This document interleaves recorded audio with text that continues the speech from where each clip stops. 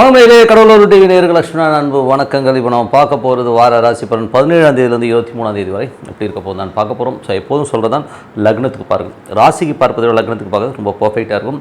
அதுவும் உதாரணமாக ஒரு மகர லக்னம் ஒரு விருச்சிக ராசினா விருச்சிக ராசிக்கான பலன்களை பார்க்கறதோட மகர ராசிக்கான பலன்கள் ரொம்ப பர்ஃபெக்டாக இருக்கும். அதே மாதிரி வீடியோட ஃபஸ்ட்டு பொது பலன்கள், அதுக்கப்புறம் பார்த்திங்கன்னா தசாபுத்தி பலன்கள் இருக்கும். ஸோ தசாபுத்தி பலன்களில் உங்களுக்கு என்ன தசாபுத்தி அந்த நடக்குதோ அதையும் நோட் பண்ணி வச்சு பண்ணும்போது ரொம்ப பர்ஃபெக்டாக இருக்கும். ஸோ வீடியோட டிப் ஆஃப் த வீக் இருக்குது, மறக்காமல் பாருங்கள். துலாம் ராசிக்கு பார்த்திங்கன்னா உங்களது ராசியாதிபதி சுக்கிரன் 9ல் இருக்கும்போது என்ன மாதிரி விஷயங்களும் 8ஆம் தேதி 9 அப்பாக்கும் உங்களுக்கும் நிறைய கருத்து வேறுபாடு வருவதற்கான வாய்ப்புகள் இருக்குது. மற்றபடி நிறைய பிரயாணங்களை நோக்கி சொல்லணும் அப்படிங்கிற ஒரு எண்ணங்கள் வரும். ஸோ அதெல்லாமே ரொம்ப சிறப்பு தான். அதுவும் 7ல் உள்ள செவ்வாய் அது மூலத்திரிகோணத்தில் உள்ள செவ்வாய் பார்த்திங்கன்னா உங்களுக்கு நிறைய பிரயாணங்கள் மேற்கொள்வதற்கான வாய்ப்புகள் எல்லாம் அமைவதற்கான ரொம்ப சிறப்பாக இருக்குது. மற்றபடி பார்த்திங்கன்னா உங்களுக்கு 2 மற்றும் 7ஆம் அதிபதியான செவ்வாய் ஆட்சி பலத்தோடும் சுப நிகழ்ச்சிகள் சார்ந்த விஷயங்கள் நடப்பதற்கான வாய்ப்புகள் ரொம்ப சிறப்பாக இருக்குங்க. ஸோ அதனால் சில பேர் வெளியூரில் பொண்ணு பார்க்குறது, வெளிநாட்டில் பொண்ணு பார்க்குறது, இந்த மாதிரி விஷயங்கள்லாம் கைகூடி வருவதற்கான வாய்ப்பெல்லாம் ரொம்ப நல்லா இருக்குங்க. ஸோ அதுக்கப்புறம் பார்த்திங்கன்னா 3ஆம் அதிபதி, ஸோ 3 மற்றும் 6ஆம் அதிபதியான குரு 8ல் இருக்கும். கொஞ்சம் கவனமாக இருக்கணும். அது பார்த்திங்கன்னா 3 6 வேலையில் ரொம்ப கவனமாக இருக்கணும். வெளி மாநிலங்கள் வெளியில் ட்ராவல் பண்ணும்போதெல்லாம் கொஞ்சம் அலர்ட்டாக இருந்துங்க. ஸோ அதனால் ஒரு சின்ன சின்ன டென்ஷன்ஸ் வருவதற்கான வாய்ப்புலாம் இருக்கணும். ரொம்ப கவனமாக இருக்கணும். இளைய சகோதர சார்ந்த விஷயங்கள் கொஞ்சம் கருத்து வேறுபாடு வருவதற்கான வாய்ப்புலாம் இருக்கணும். கொஞ்சம் கவனமாக இருக்கணும். அதுவும் சூரிய சாரத்தில் இருக்கும்போது பெரிய லாபங்களை நோக்கி போய் அதில் மாட்டிக்கிறதுக்கான வாய்ப்பு, ஒரு பேராசைனால் நம்ம ஒரு விஷயம் பண்ண போய் அதில் மாட்டிக்கிறதுக்கான வாய்ப்புலாம் ரொம்ப கவனமாக இருக்கணும். அதுக்கப்புறம் 4ஆம் அதிபதி 5ல், ஸோ 4ஆம் அதிபதி 5ல் இருக்கும்போது தாயார் சார்ந்த விஷயம் நல்லாயிருக்கும். ஸோ ஒரு நிலபுலங்கள் நல்ல லாபங்கள் நல்ல ஏற்றங்கள் வருவதற்கான வாய்ப்புலாம் நல்லாயிருக்கு. பட் இருந்தாலும் பார்த்திங்கன்னா சனி குருவுடைய சாரத்தில் போகும்போது பார்த்து நடத்தணும். எதுவாக இருந்தாலும் பேராசைப்படாமல் இருக்கிறது ரொம்ப ரொம்ப நல்லது. அதுவும் குழந்தைகள் கொஞ்சம் எதிர்த்து பேசுறது மனப்போராட்டத்தை கொடுக்கறதுக்கான வாய்ப்பு இருக்குது. என்னடா அது நம்ம பிள்ளை எப்படிலாம் நடந்துக்குது அப்படிங்கிற மாதிரி எண்ணங்களை கண்டிப்பாக ஏற்படுத்தும். 6ஆம் அதிபதி, ஸோ 6ஆம் அதிபதியான குரு பார்த்திங்கன்னா உங்களுக்கு 8ல் இருக்கும்போது வேலையில் ரொம்ப கவனம் தேவை. கடன் பிரச்சனைகள், கடன் சம்மந்தமான விஷயங்கள், ஒரு மன உளைச்சல் வருவதற்கான வாய்ப்புகளும் கொஞ்சம் பார்த்து நடந்துக்கணும்.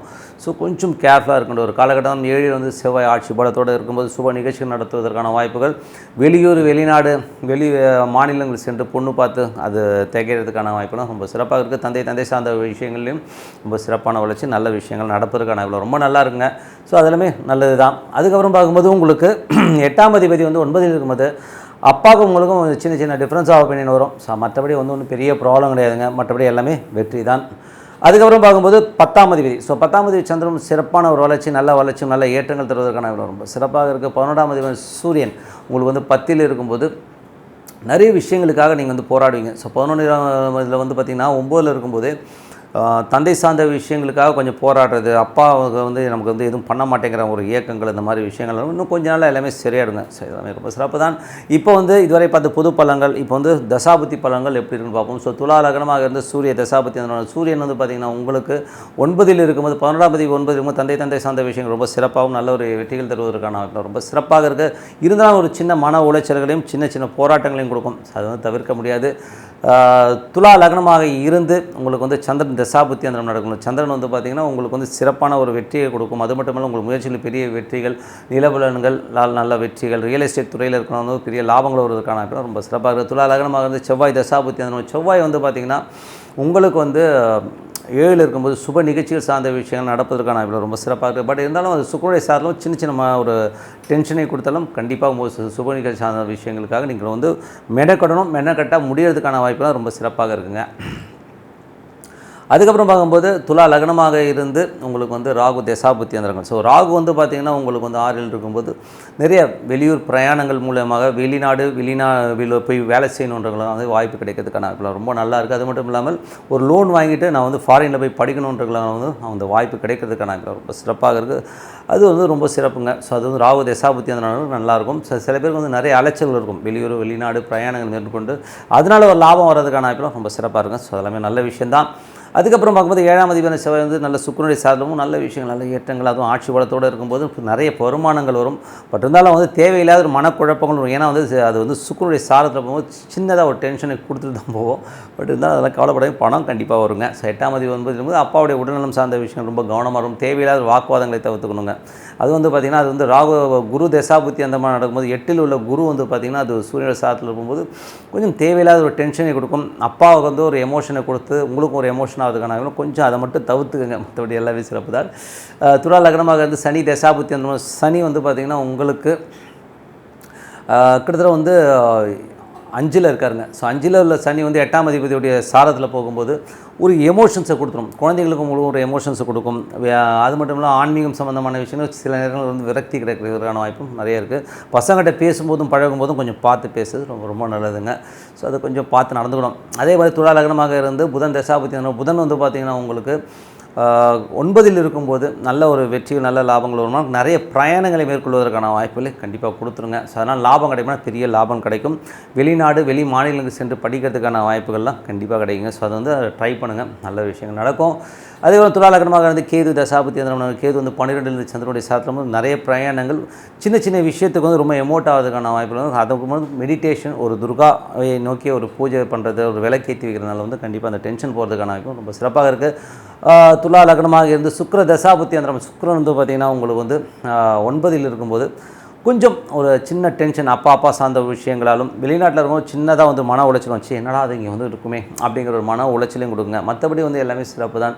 ஸோ நல்ல விஷயங்கள் நல்ல மாற்றங்களாக ஒரு பிரார்த்தனை ரொம்ப ரொம்ப அவசியம். மனதார இறைவனை பிரார்த்தனை பண்ணும்போது கண்டிப்பாக அடுத்த லெவல் போகிறதுக்கான ரொம்ப சிறப்பாக இருக்கும். Tip of the week. So tip of the வீக்கில் வந்து இப்போ நம்ம பார்க்க போகிறது வந்து ஆத்மகாரகன். ஸோ ஆத்மகாரகன்னா யாருன்னா ஒருத்தருக்கு வந்து இஷ்ட தெய்வம், எனக்கு வந்து இஷ்ட தெய்வமாக இந்த தெய்வத்தை வழிபட்டால் எனக்கு எல்லாமே கிடைக்கும் அப்படின்னு நினைக்கிறத பற்றி தான் நம்ம சொல்ல போகிறோம். ஸோ இது வந்து உங்களது ஜாதகத்தில் வந்து பார்த்திங்கன்னா ஒவ்வொரு கட்டம் ஒரு 12 கட்டம் இருக்குன்னு வச்சுப்போமே. இந்த 12 கட்டத்தில் வந்து 30 டிகிரி ஒரு கட்டமும். ஸோ இது வந்து ஒரு கணக்கு. ஸோ இப்படி இருக்கும்போது எந்த கிரகம் அதிகமான டிகிரி, இப்போ 30 பாகை இருக்குன்னா எது அதிகமான டிகிரி இருக்கோ அதுதான் வந்து உங்களுக்கு ஆத்மகாரகனாக வரும். ஸோ அந்த தெய்வத்தை வழிபட்டிங்கன்னா நீங்கள் வந்து அடுத்த கட்டத்துக்கு வந்து ரொம்ப சூப்பராக போகலாம். அது மட்டும் இல்லாமல் அது கிளாரிட்டி கொடுக்கும். ஸோ லைஃப்பில் வந்து அடுத்த கட்டத்துக்கு போகிறதுக்கான கிளாரிட்டி வந்து ரொம்ப சூப்பராக கொடுக்கும். ஸோ அது வந்து எந்த மாதிரி விஷயங்கள், இப்போ உதாரணமாக ஒரு சூரியன் அதிக டிகிரியில் இருக்குன்னு வச்சுக்கோமே, அது வந்து 30 டிகிரிக்குள்ளே தான் இருக்கும். 30 டிகிரி ஒரு கட்டம்னா அதில் வந்து சூரியன் இருக்குன்னு வைங்களேன். அதில் வந்து நீங்கள் உங்கள் எல்லா கிரகத்தையும் பார்க்கும்போது எந்த கிரகம் அதிகமாக இருக்கோ அதை வந்து நம்ம ஆத்மகாரனாக எடுத்துப்போம். ஸோ அது வந்து உங்களுக்கு அதாவது உபாசனை தெய்வம். ஸோ உபாசனை தெய்வமாக அது வழிபடுவோம். அந்த உபாசனை தெய்வங்கிற போது சூரியனாக வருதுன்னு வைங்களேன், ஈஸ்வர வழிபாடு. ஸோ மனதார இறைவனை வந்து வழிபாடுபடுறது வந்து அந்த ஈஸ்வர வழிபாடு வந்து சூரியனுக்கு வருங்க. ஸோ சந்திரனுக்கு வந்து பார்த்திங்கன்னா ஈஸ்வரன் கோயிலில் இருக்க அம்மன். ஸோ அது சொர்ணாம்பிகை பாலாம்பிகைன்னு இருப்பாங்க. ஸோ அவங்களை வழிபாடு பண்ணும்போது அது வந்து அது உபாசனை தெய்வமாக இருந்து உங்களோட பேசுங்க.